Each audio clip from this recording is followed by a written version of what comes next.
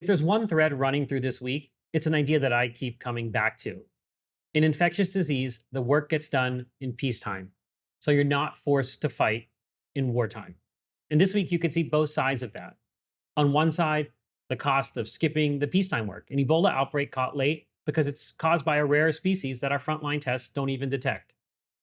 Dairy herds in the United States infected with avian influenza, while we fly blind on the human side. Unclear how many humans were even tested related to these dairy cases. A domestic surveillance system being defunded right now when we'd want it the most.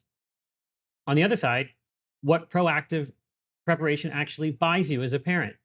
Ebola countermeasures that exist today only because of years of vaccine platform investment, monoclonal antibody platform investment, and the WHO building careful guidance to keep a brand new class of antibiotics that will work against highly drug resistant gonorrhea working and optimized before resistance sets in. Same week, two completely different approaches. So let's talk about what it costs to wait for wartime.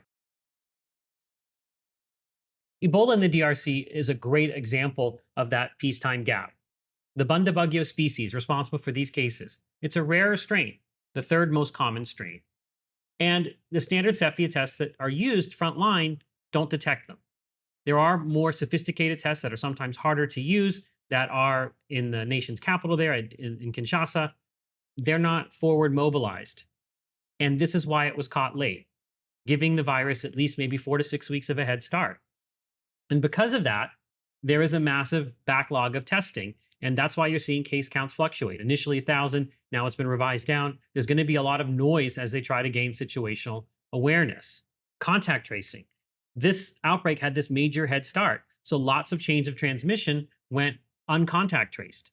And when you look at what's actually necessary, you want to get about 90% contact tracing capture so that you can stop chains of transmission, so you can isolate contagious individuals, so you can monitor those who are at risk. But it's at 45% right now.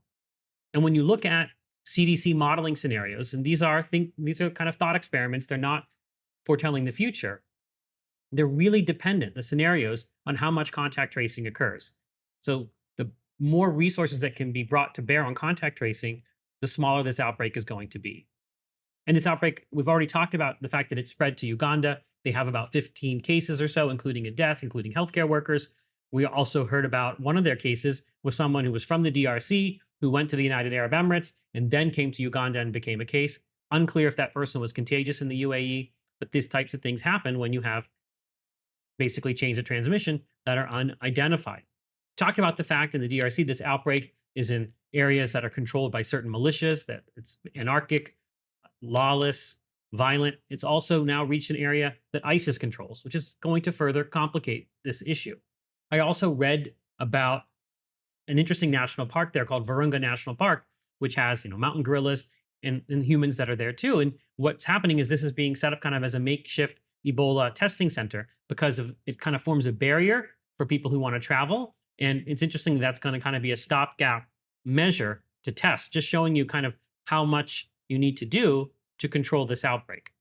When you think about how long it's going to take, it's probably going to be months. And if you look at what WHO and CDC Africa are doing, they're planning, hundreds of millions of dollars of control activities projected to go through November of 2026. So this is going to be a long slog, but hopefully with resources, it's going to be something that can be contained earlier than that. And to that end, Bunia Airport, which is in the outbreak zone, that's opened. That's going to allow resources to flow in easier. But lots of things are happening there. Burial teams are still getting attacked. There's still a lot of kind of anthropological work that needs to be done in order to gain the acceptance of the people to extinguish this outbreak. China has also kind of started to engage. They've sent a team to Kinshasa, which is 1,000 miles away from the outbreak zone. But remember, China will act in their economic interest here. And China is the major consumer of the DRC's chief exports, cobalt, copper. So we'll see exactly what happens with China and their involvement at this point. The peacetime payoff has been the fact that we have medical countermeasures, experimental things like monoclonal antibodies, vaccines that are starting to get used. So the monoclonal antibody MBP 134 from MAP Pharmaceuticals, Regeneron has one as well. BARDA does have a major role in this. That's the U.S. government agency that works on countermeasure development. We have Gilead's obeldesivir, which is an oral remdesivir type that's going to be trialed for post-exposure prophylaxis. CEPI has invested in 3 vaccine platforms, the Moderna, the IAVI, and the Oxford. And Richard Hatchett, their CEO, has said that he doesn't think this will end without vaccines or treatments, but these vaccines or treatments aren't in the infinitely distant future. So these types of investments proactively ahead of time will pay dividends, even though this is caused by a rare species of Ebola. We're seeing a lot of movement in the countermeasure space. The other part of this that I wanted to talk a little bit more detail about is this Kenya plan. This has to be thought of kind of as a wartime scramble. And it's a wartime scramble right beside a idle peacetime asset. And what is the idle peacetime asset? It's the taxpayer funded US Ebola treatment units that are scattered throughout this country that have safely taken care of Ebola patients over a decade ago. That they drill on this, they train on this, and they're sitting idle while 20 flights of equipment are showing up in Kenya for this ad hoc makeshift facility that we don't really know what's going on. It's very nebulous. Is this going to be quarantine only? That's what some people say. Or is it going to be quarantine and treatment? Unclear. US officials keep contradicting themselves. What we know is it cannot be anything near the standard of care. These are makeshift, ad hoc, being staffed by US Public Health Service officials or members that maybe have had 3 days of training.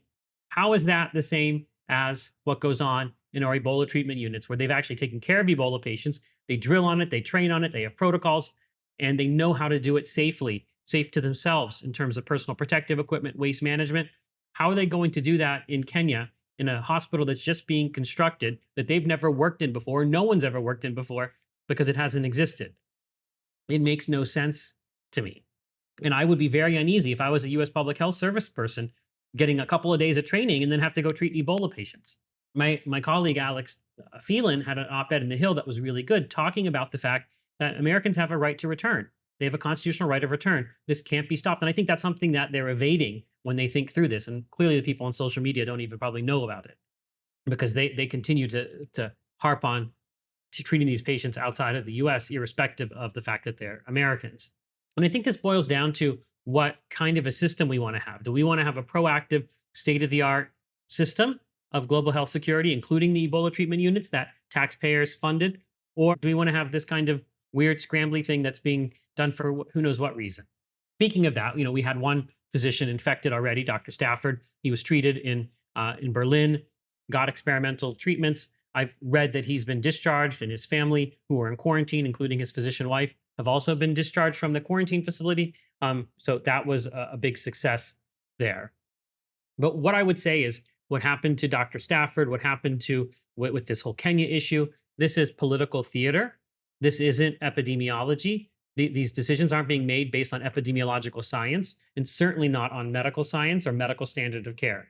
And I think that that's the important point to know, that there's a lot of political posturing going on here, devoid of any consideration of the medical or epidemiological issues.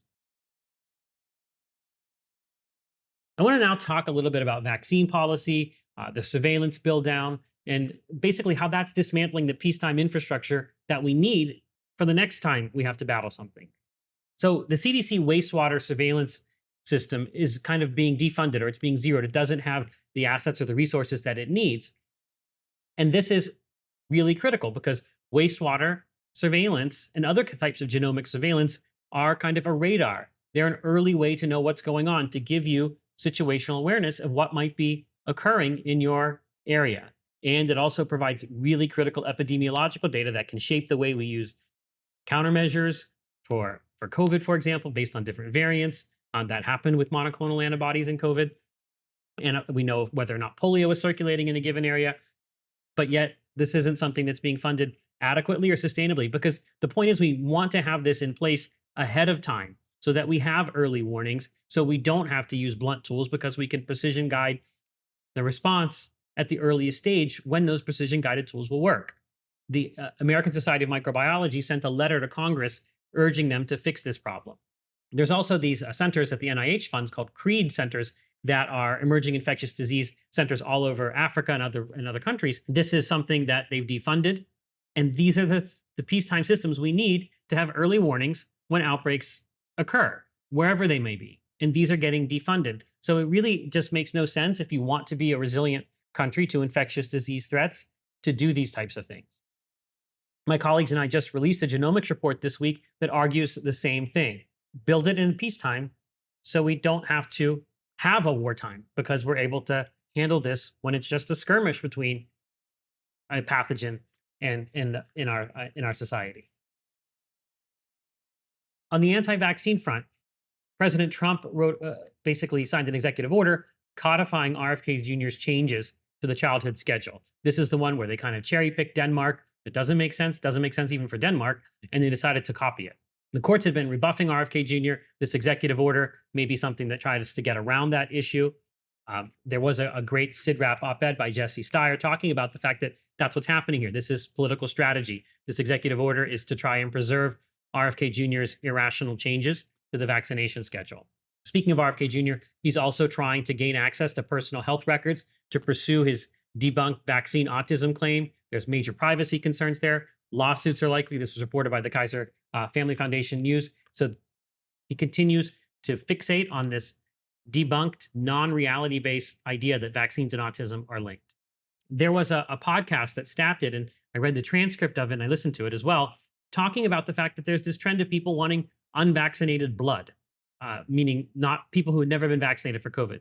This is completely irrational, and it's actually dangerous because when they're trying to find, quote unquote, unvaccinated blood, that delays transfusions for severe anemia or whatever it might be. Just more dark ages mentality with this idea of the unvaccinated blood. More bad stuff. Vitamin A and cod liver oil.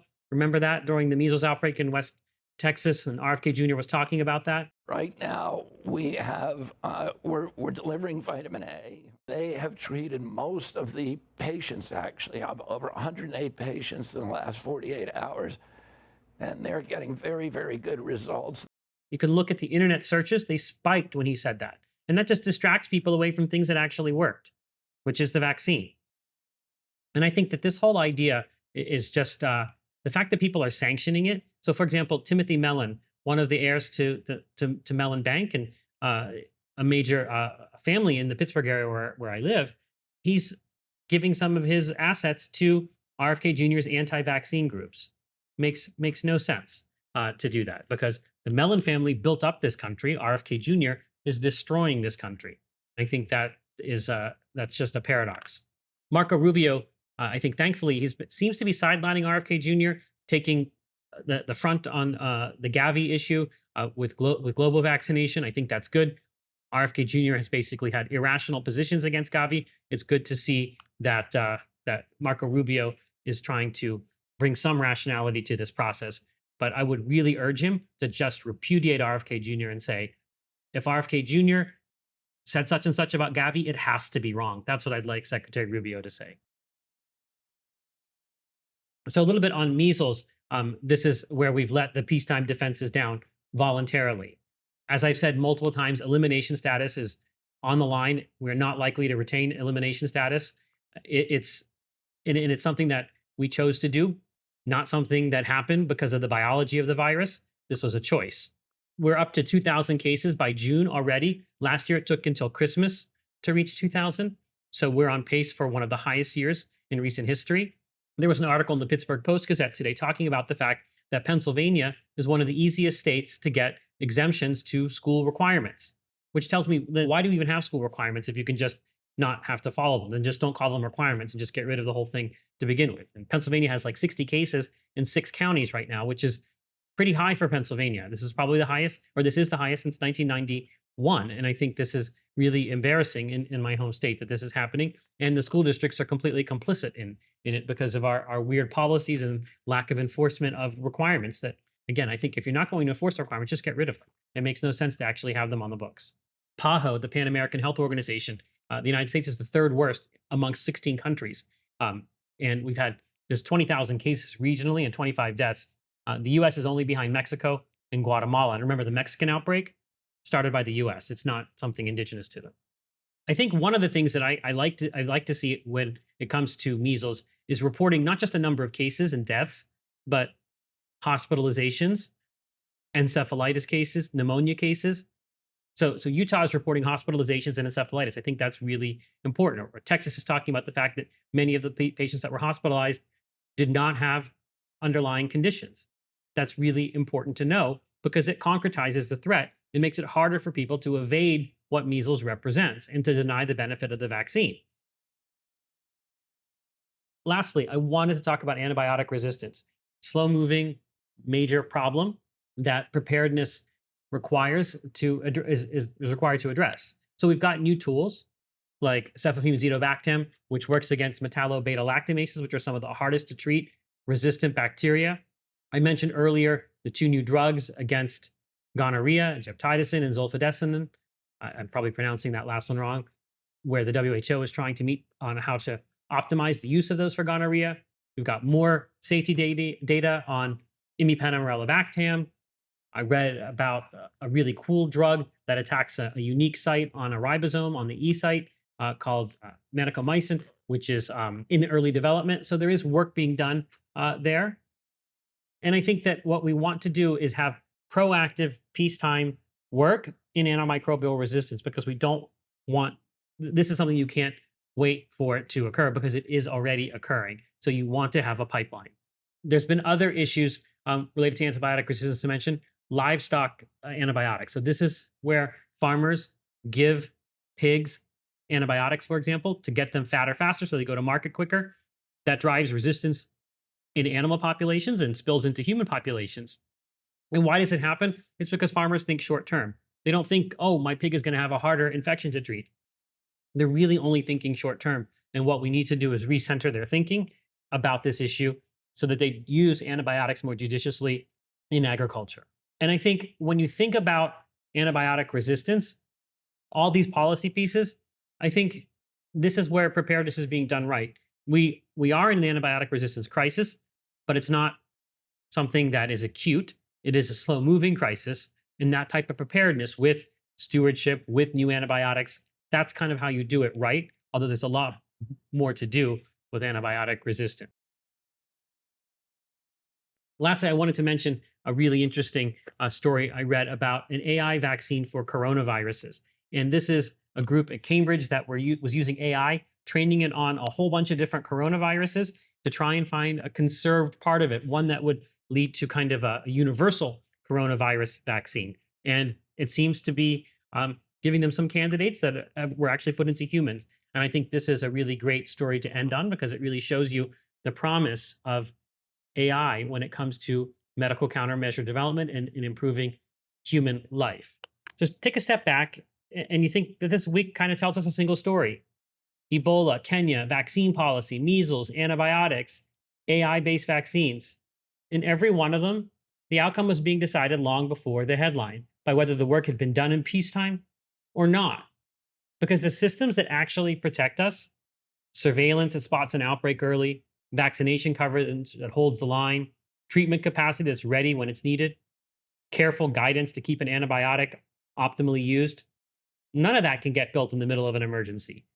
They get built in the quiet years before it, or they aren't there when the emergency comes.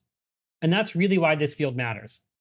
When we do the peacetime work, infectious disease control lets everything else flourish. It's what lets society get on being a society. And that's why I say that infectious disease physicians are defenders of civilization. But we need to be empowered to do that during peacetime.